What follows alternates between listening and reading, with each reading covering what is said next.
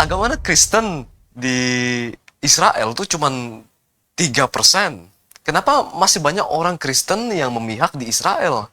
Padahal orang Yahudi kan mengolok-olok orang Israel. Dan yang napak tilas, jalan salib dengan meludah dan lain-lain. Ya, oke, terima kasih untuk pertanyaannya dari siapa tadi? Cuplis EEK ya. Itu adalah pertanyaan yang bagus sekali.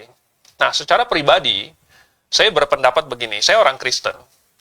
Dan saya melihat bahwa Israel ini, walaupun dia bilang, jadi kenapa kita dukung? Karena dia sebenarnya mendukung kebebasan beragama gitu. Ya, atau setidaknya memiliki nilai-nilai Barat, ya, seperti di Amerika. Di agama kan, di Amerika kan mendukung kebebasan beragama. Nah, Israel tadinya sekuler. Tadinya Israel itu sekuler dan juga mendukung kebebasan beragama. Artinya orang boleh jadi Muslim di situ, orang boleh jadi Kristen, orang boleh jadi Hindu, orang boleh jadi Buddha, orang boleh ateis di sana. Terserah orang mau jadi orang Yahudi, Ortodoks, boleh. Jadi itu sebabnya kita mendukung negara manapun yang mendukung kebebasan beragama. Karena kebebasan beragama adalah hak dasar manusia, dan di dalam negara seperti itulah maka Injil bisa diberitakan. Begitu. Tetapi sebagai orang Kristen, saya memperhatikan bahwa baru-baru ini mulai ada gerakan-gerakan di parlemen, di pemerintahan Israel yang mau melarang kekristenan gitu, atau mau membatasi kekristenan begitu, karena faksi Ortodoks Yahudinya sudah semakin dominan. Ya. Nah, sebagai orang Kristen, kita tidak suka melihat hal demikian. Kita mau negara yang terpisah dari agama, ya, yang sekuler. Kalau negara tidak mencampuri urusan agama, itu adalah yang terbaik. Tidak harus membela agama manapun.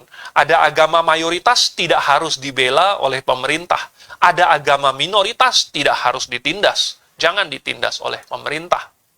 Begitu. Ya.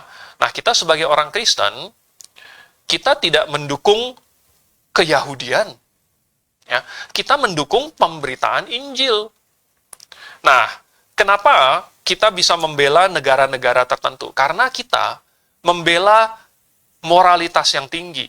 Kita membela kebebasan beragama. Itulah yang ada di dalam negara Israel. Begitu. Nah, kita mau nggak menginjil orang-orang di situ supaya mereka diselamatkan? Mau.